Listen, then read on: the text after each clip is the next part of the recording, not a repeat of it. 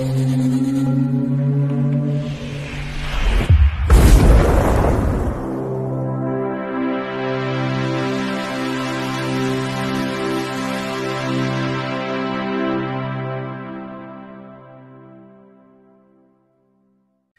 Bayek, it's me Ian, and I'm continuing my series looking at the Carry On films. And, well, here we go. This week I'm going to discuss Don't Lose Your Head from 1967. Now, notice I didn't say Carry On, Lose Your Head, because that was dropped from the initial promotion. Only on re-releases was the Carry On added. Rank had taken over as the producers, and for a couple of films, they thought, hey, we'll do this, else it's not having Carry On in the title, we'll do this. And then they reverted back to it. So that's what happened. For whatever reasons they decided in the end it wasn't a good marketing idea. And that's what it's all about, isn't it? So, this film is 86 minutes long. Now, there's no Rotten Tomatoes score at all. I don't know what that says. Maybe they just weren't as interested, the critics, in this. Though, again, in the tradition of Carry On films, it's still doing very well. The public still like Carry On films, and they're still willing to see them, even if this does have this rather strange title. Yes, so we'd seen the very popular, and maybe this is an indication, the very popular Carry On Screaming from 1966. And then, I say, we've got this. And then the next one that he's going to follow it with another one-word title is Follow That Camel. And that's 1967 as well. Right. So it's written by the brilliant Talbot Rothwell again. The amazing scripts that he does. And this is really based as a parody on the Scarlet Pimpernel, and it works so well. It's produced by Peter Rogers again, and it's directed by Gerald Thomas. Yes, this is just a reliable team again, and they deserve a lot of praise for what they're doing. Really do. Fantastic. There is a narrator as well in parts of the film, and that is a recognisable voice of Patrick Allen. But let me go through the cast. We've got Sid James. He plays Sir Rodney Effing. That's our... Yes, that's a very good name. As usual, the names are so important. He's also, yes, in this. He is the Black Fingernail. Ah, the Black Fingernail, yes. Then we have his sidekick, a fellow nobleman, which Jim Dale, again, Jim Dale plays Lord Dorsey Pugh. Oh, yes. They are a right pair together. You've got to admit.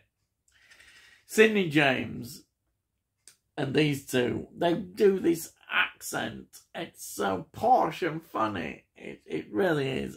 I just love their performances. Then we'll get on to the wonderful Kenneth Williams. He plays Citizen Cambert, or Cambert.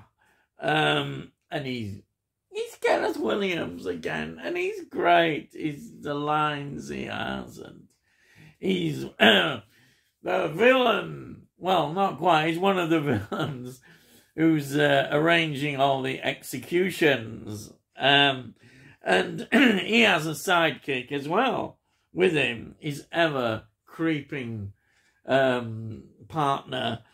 I suppose he's not a partner. He's just doing his bidding, but that's Peter Butterworth, the wonderful Peter Butterworth, is playing Citizen, and this is that B-Day. What a name, eh? Oh, God. Actually, the more you get to watch Peter Butterworth, you realise how good he is.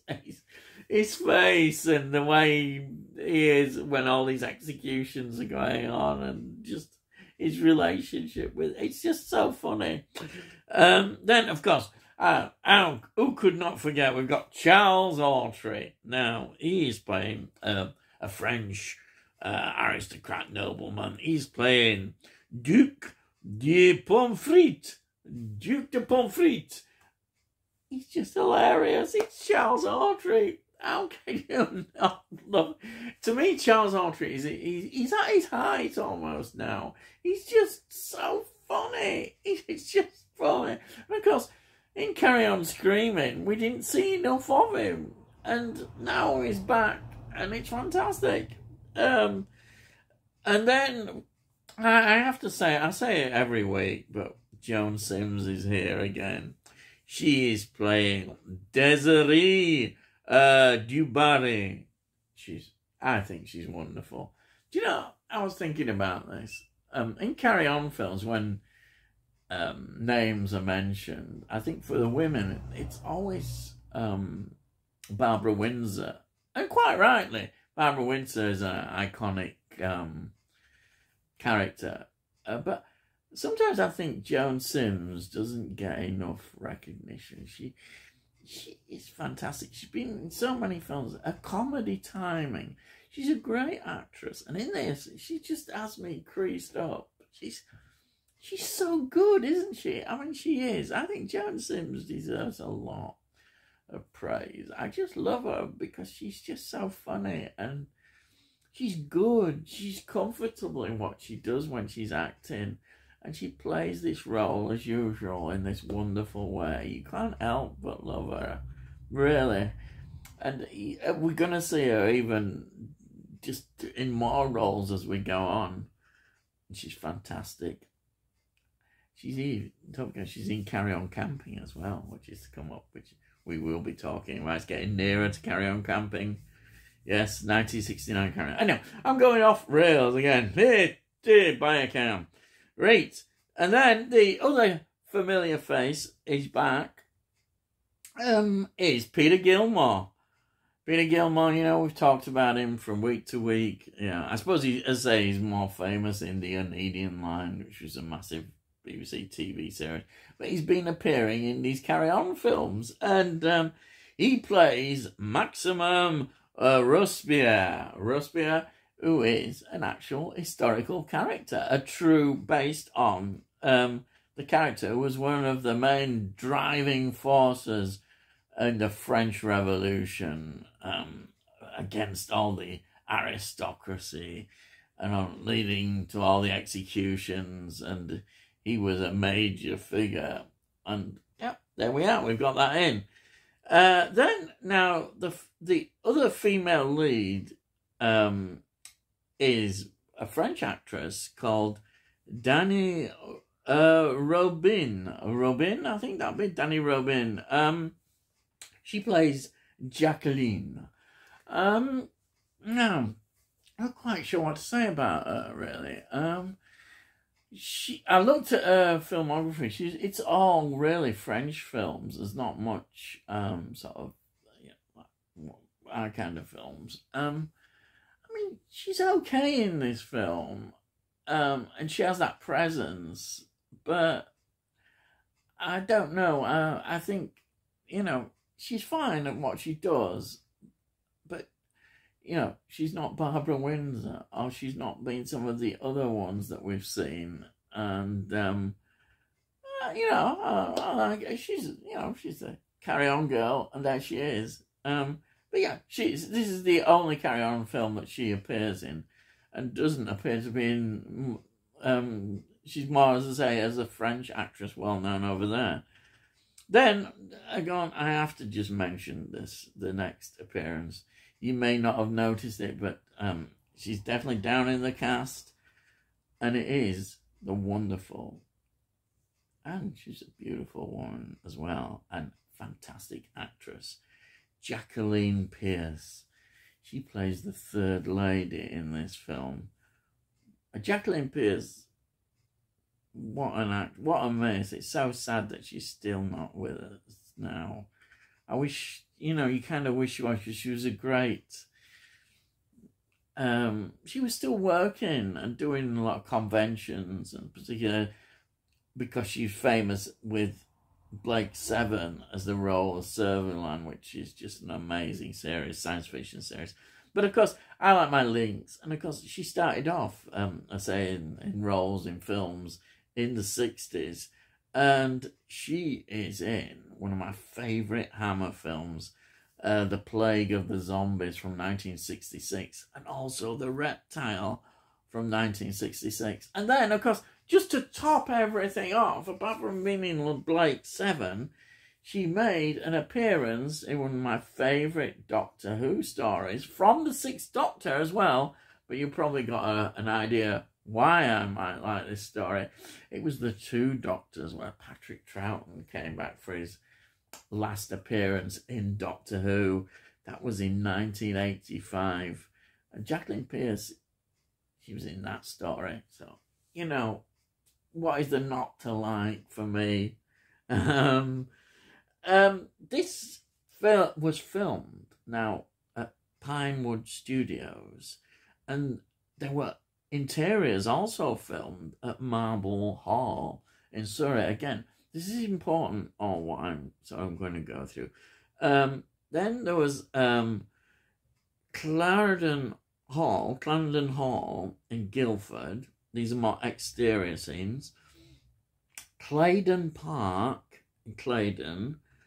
And then scenes were filmed at Clarendon, I think that's area in Buckinghamshire.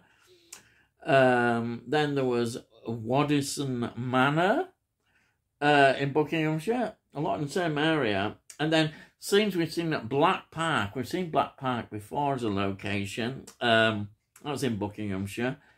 And the reason I say that is that that's quite a lot in terms of locations. And I think this kind of shows how the Carry On film production is now using a lot more location work, and that is important. I think I'll talk about that in a minute. I'll just give you an idea what the story is and how all this fits in.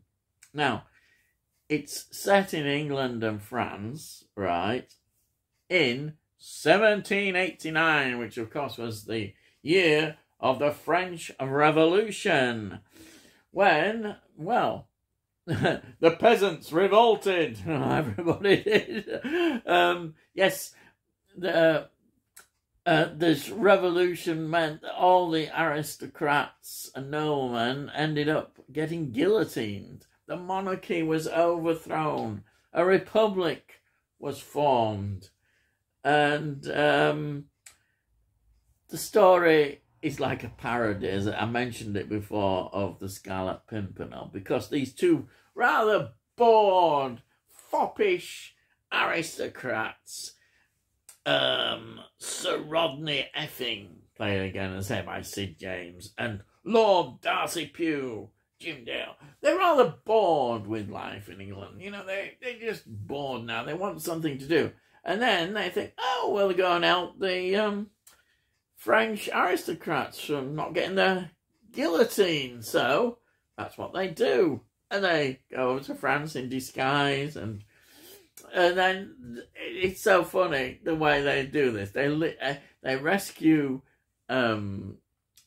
these aristocrats, and then they leave behind their calling card, if you want to call it, which is a two-fingered salute. And on one of the fingers is the black fingernail. And therefore, Sid James' character, Sir Rodney Effingham, becomes La Black Fingernail. And it's so funny. So, obviously, Robespierre, who's leading the revolution of getting all these aristocrats removed, well, he is saying to Citizen Gambir, Kenneth Williams' character, that he better get these lot, that he needs to get on with it so that the guillotines can continue in its pursuit of getting the heads, and it's his job to stop them, find out who it is and get it all stopped. And that's how the premise of the film develops, and we get all sorts of action. We get in France, and then he goes back to England, and we see all that. And I'm not going to give everything away about this story because it's just so funny. But what I mentioned before, and I think this is important, here we are. We've got this Carry On production team. They're now, ambitions are getting wider, definitely, because this is a real historical tale. And there was a lot of historical, in the 60s, it's full of a lot of historical films, especially with the use of colour, that bring out, you know, these wonderful scenes we see and characters. And here we have the Carry On team doing it. And therefore we have more, I think, location work. We've got more of these scenes, and they're beautifully, they still, don't forget, they're on a budget as well. You know, we're still sticking within that. And they're producing wonderful things. They really got things going. This film looks great. I mean, this is real high class stuff. This is why I think now we're beginning to realise that I nearly said Hammer there, but the Carry On films are, like Hammer, producing wonderful things, wonderful films that people love. And in the field of comedy, this is amazing. This is taking place. You know, it's almost like only in our country, in Britain, in the 1960s, could our comedy be like this. And we're doing it. Then they don't look like cheap comedies. They look fantastic. And they're all comfortable in what they're doing. It's wonderful. Absolutely. I know I'm going on, but there is a nice extra on it, which is on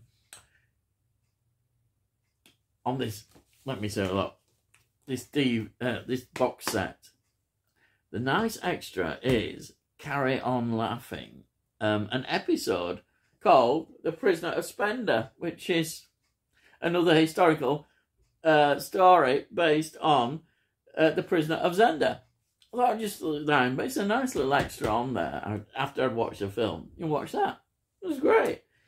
So I highly recommend this film. As I say, there it is. That box set, which I show you every week. Yes, that's it. I'm finished. Yes. Oh, you're probably thinking, yes. So if you're a new subscriber, please subscribe. And if you've been watching these videos, haven't subscribed, please subscribe. We'll let you know when I produce videos. And if you like it, please give it a like. It costs no, as I say, and it gets in algorithms, and it helps more people, hopefully, enjoy these videos. If you've got any comments, please put your comments down. And as I say, all costs no. I love to hear from you what you have to say, you know. Fantastic. So, all I've got to say is, I'll see thee again.